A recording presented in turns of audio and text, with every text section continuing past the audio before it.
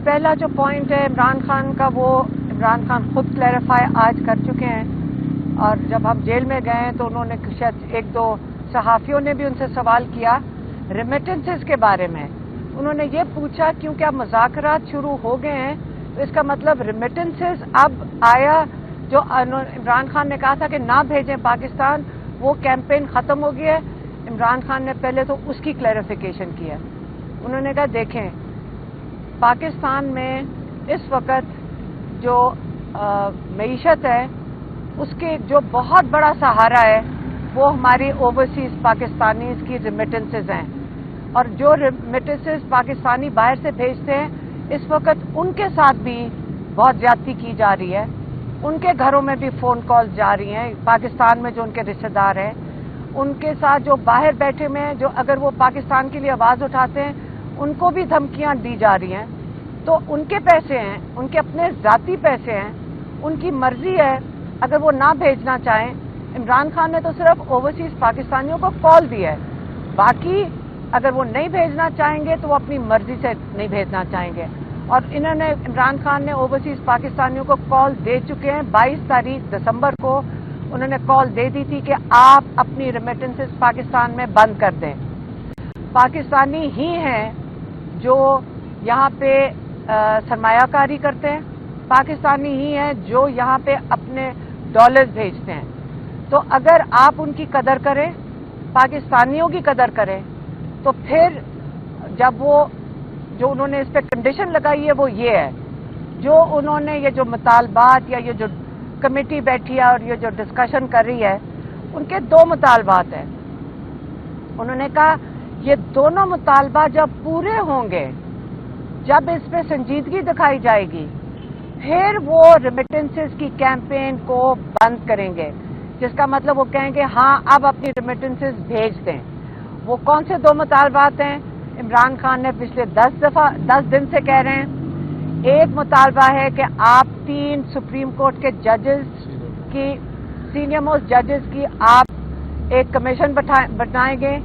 उन senior most जजेस के नीचे वो तहकीकात करेंगे 9 मई की और 26 नवंबर की।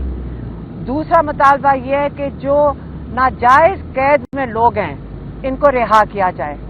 अब उन्होंने कहा कि जो मिलिट्री जेल में जिन्होंने सजाएं मिली हैं, कहते इसलिए मिलिट्री जेल में सजाएं दे रहे हैं क्योंकि वो ओपन कोर्ट ट्रायल कर ही नहीं सकते इन लोगों की। जब वो बताएंगे ओपन कोर्ट में कि एक बंदा है जिसने मोर कहीं उठाया था, जो आपको पता होना चाहिए, अगर सीसी फुटेज हो तो पता चलेगा मोर वापस भी चला गया था घर के अंदर। तो एक मोर को उठाने और वापस जाने में 10 साल मिलिट्री कोर्ट में से सजा मिल जाए। आप इस किस्म की जो सजाएं मिली हैं वो खुले आम सरेआम आप बता नहीं सकते हैं कि किस वजह से उनका सजा क्या है। अगर इनके पास सीसीटीवी फुटेज इन्होंने मिलिट्री जेल में दिखाई है, कोर्ट में दिखाई है, तो वो हम सबको भी दिखा दें, अवाम को भी दिखा दें, ओपन कोर्ट ट्रायल करें। तो इससे उन्होंने कहा है कि इन सबको रिहा किया जाए जितने भी कैद में हैं, और फिर इनकी अगर आपने ट्रायल करनी है, सीसीटीवी फुटेज जो सुप्रीम कोर्ट के जजेस हैं, जो जब कमीशन बनाएंगे तो वो खुद ही मांग लेंगे। जब आप रिहा करना, उनकी एक दूसरी जो कंडीशन है, ये बहुत जरूरी है समझना कि इस वक्त हजारों लोग 9 मई में और 26 नवंबर में जेल में कैद में हैं। इसलिए और ये एक मुतालबा हो गया। दूसरी बात उन्होंने जो की है वो उन्होंने की है अपनी जेल में रहने की। उन्होंने कहा सारे कैदियों को रिहा करें। मैं बिल्कुल, उन्होंने बड़ा क्लियरली कहा है कि सबको रिहा करें।